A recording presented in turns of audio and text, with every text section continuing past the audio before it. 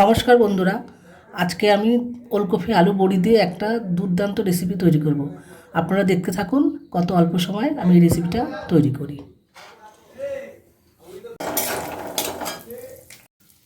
বড়িগুলো ভাজা হয়ে গেছে, এই যে আমি তুলে নিয়েছি। এই তেলের উপরেই আমি ওলকপি আলুগুলো ভেজে নেব।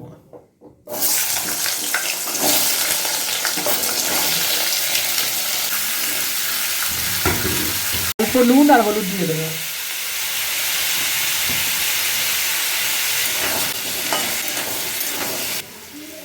ভাজা হয়ে গেছে, তুলে নেব।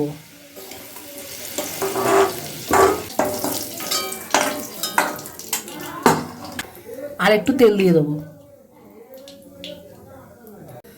তেলের উপরে দুটো শুকনো লঙ্কা সম্বাদ দিয়ে দেবো। সাদা জিরে সম্বাদ দেবো।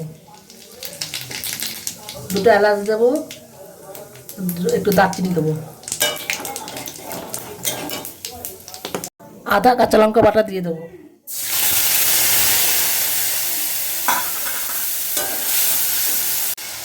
আদা কাঁচা লঙ্কা কষিয়ে একটু টমেটো পেস্ট দিয়ে দেবো। এটা খানিকক্ষণ কষবে।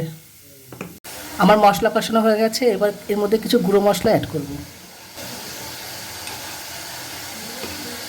দিয়ে দিলাম হলুদ, ধনের গুঁড়ো,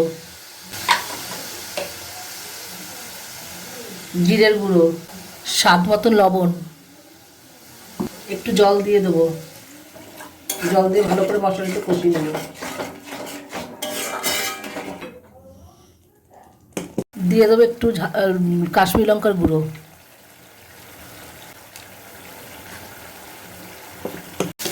দিয়ে দেবো সামান্য একটু চিনি। ভেজে রাখা আলু আর ওলকপিগুলো দিয়ে দেবো। দিয়ে ভালো করে মশলার সঙ্গে মিশিয়ে নেব। আমার কষানো হয়ে গেছে, এবার আমি জল দেবো।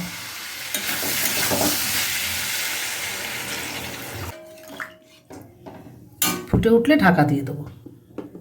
আলু আর ওলকপি সেদ্ধ হয়ে গেছে, এখন দিয়ে দেবো বড়ি।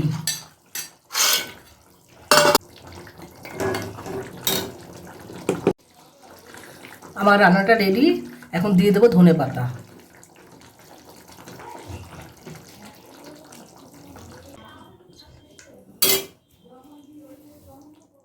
এবার আমি ঢেলে নেব।